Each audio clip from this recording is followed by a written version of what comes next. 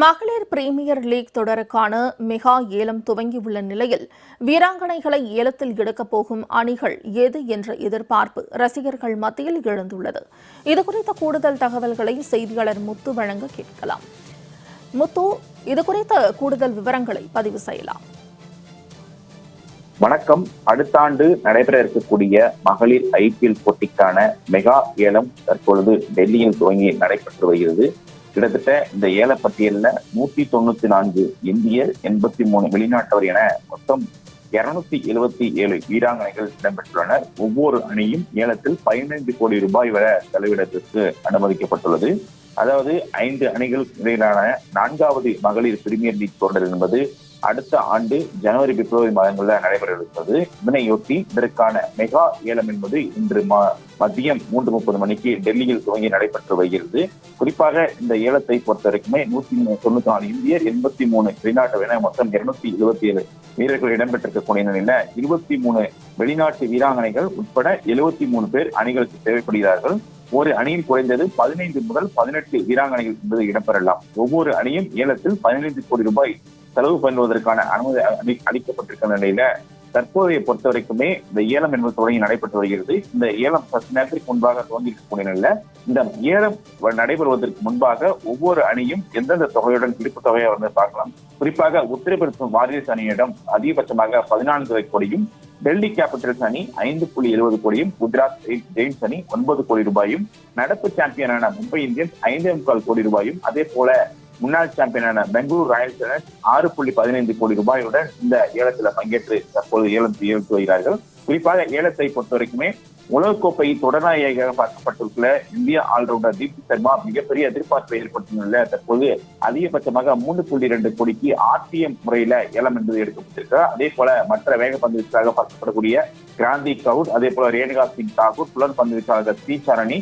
ஸ்னேஹ் Rana, Australia முன்னாள் captain மெக்லானி, Alisha கீலா உள்ளிட்ட முக்கிய வீரர்கள் மத்தியில எதிர்பார்ப்பெல்லாம் ஏற்பட்ட நிலையில அலிஷா கீலையை பொறுத்த வரைக்குமே யாரும் எந்த ஒரு அணியும் ஏலம் எடுக்கப்படவில்லை என்பது குறிப்பிடத்தக்க ஒன்றாகும். அதே போல தென்னாப்பிரிக்காவின் லாரா ஒல்வத்தை பொறுத்த வரைக்குமே டெல்லி அணியால் ஏலம் என்பது எடுக்கப்பட்டிருக்கிறார். மற்ற வீராங்கனையாக பார்க்கப்படக்கூடிய டி கிளார்க், தென்னாப்பிரிக்காவை சேர்ந்த ஆல்ரவுண்டர் டி கிளார்க், இங்கிலாந்து சுழற்பந்து வீச்சாளர் சோபி எக்லஸ்டன் உள்ளிட்ட ஆகியோருக்கு அதிகபட்ச விலையாக 50 லட்சம் ரூபாயை நிர்ணயிக்கப்பட்டு இந்த ஏலம் என்பது நடைபெற்று வருகிறது.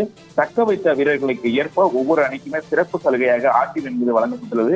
அதன் அடிப்படையில முந்தைய அணியில் ஆடிய வீராங்கனைகளுக்கு வாங்குவதற்கு RTM கார்டை பயன்படுத்தும் போது முன்னுரை அளிக்கப்படும் விதமாக உத்தரப்பிரதேச வாரியர்ஸ் அணிக்கு அதிகபட்சமாக 4 RTM கார்டு வைத்துள்ளார்கள். அதே போல 5 வீராங்கனைகளை முழுமையாக வைத்துக் கொண்ட டெல்லி, மும்பை அணிகளுக்கு RTM இல்லை என்பது குறிப்பிடத்தக்க ஒன்றாகும்.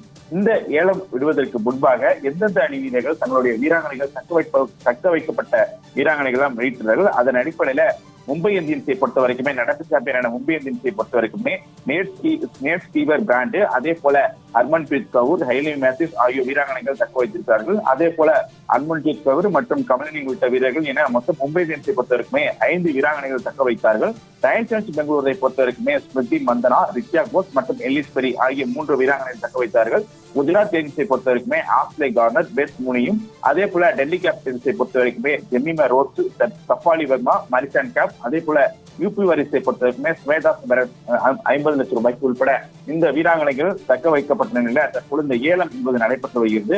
குறிப்பாக வெளிநாட்டு வீராங்கனைகள் பார்க்கப்படக்கூடிய மெக்லானி, அலிஷா கீலா போன்ற வீரர்களுக்கு மிகுந்த எதிர்பார்ப்பு இருந்த நிலையில சோபி டிவைனை பொறுத்த வரைக்குமே ஏற்கனவே இந்த ராயல் சேலஞ்சர்ஸ் பெங்களூர் அணிக்கு விளையாட இருந்த நிலையில தற்பொழுது மீண்டும் உத்தரப்பிரதேச அணிக்கு விளையாட இருக்கிறார். இந்த நிலையில இந்த ஏலம் என்பது பரபரப்பாக நடைபெற்று வரக்கூடிய சூழ்நிலை. ஏலத்தை அதாவது ஆடவர் ஏலத்தை நடத்த வரக்கூடிய மல்லிகா சாகர் தான் தற்போது இந்த ஏலத்தை நடத்தி வருகிறார். குறிப்பாக இந்த நியூசிலாந்து அணியினுடைய முன்னாள் கேப்டனாக பார்க்கப்படக்கூடிய டிவைனை பொறுத்த வரைக்குமே குஜராத் ஜெயின்ஸ் அணியால் 2 கோடி ரூபாய்க்கும், அதே போல இந்திய அணியின் ஆல்ரவுண்டராக பார்க்கக்கூடிய தீப்தி சர்மா அதிகபட்சமாக 3.2 கோடிக்கும் ஏலம் என்பது போகப்பட்டார். அதே போல நியூசிலாந்து அணியினுடைய ஆல்ரவுண்டர் வீராங்கனையை பார்க்கக்கூடிய அமுலியர்க்கு மும்பை இந்தியன்ஸ் அணியினால் 3 கோடி ரூபாய்க்கு ஏலம் என்பது எடுக்கப்பட்டார். இவர் கடந்த ஏற்கனவே நடைபெற்ற அந்த 3 சீசனுமே மும்பை இந்தியன்ஸ் அணிக்காக விளையாடிய நிலையில தற்பொழுது மீண்டும் மும்பை இந்தியன்ஸ் அணிக்கு சென்றிருக்கிறார். அதே போல ஏற்கனவே ராயல் சேலஞ்சர்ஸ் பெங்களூர் அணிக்கு விளையாடியிருந்த ரேணுகா சிங் தாக்கூரை 60 லட்சம் ரூபாய்க்கு குஜராத் அணி என்பது ஏலம் எடுக்கப்பட்ட நிலையில தற்பொழுது தொடர்ந்து இந்த ஏலம் என்பது நடைபெற்று வருகிறது. இன்னும் அடுத்தடுத்த ஏலத்தை பொறுத்த வரைக்குமே இந்தியனுடைய முன்னாள் அதாவது முக்கிய வீரர்கள் பங்கு பெறுவார்கள் என எதிர்பார்க்கப்படுகிறது. அதன் அடிப்படையில ரேணுகா, அதாவது ஸ்னேஹா ராணா, அதே போல இந்த உலகக்கோப்பை போட்டியில மிரட்டிய இந்திய அணிக்கு மிரட்டிய வீராங்கனைகள் எல்லாம் பங்கு பெற இருக்கிறார்கள். அந்த போட்டியை அந்த ஏலத்தை பொறுத்தவரைக்குமே ரசிகர்கள் மத்தியில மிகப்பெரிய எதிர்பார்ப்பு ஏற்படுத்தியிருக்கிறது. ஹெர்லின் டியோலாக இருக்கட்டும், அதே போல ஸ்னேஹா ராணா இருக்கட்டும், ராதா யாதவ், உமா செட்டி, கிரேந்தி கவுர், அதே போல இந்திய அணியின் துவக்க ஆட்டக்காரர் நடப்பு உலகக்கோப்பை தொடரில் அதிகபட்ச ரன்கள் குவித்த 3வது வீராங்கனையாக இடப்பட்ட பிரத்திகா ராவல், அதே போல அருந்ததி ரெட்டி போன்ற வீரர்கள் இன்னும் ஏலத்தில் வரவிருக்கிறார்கள்.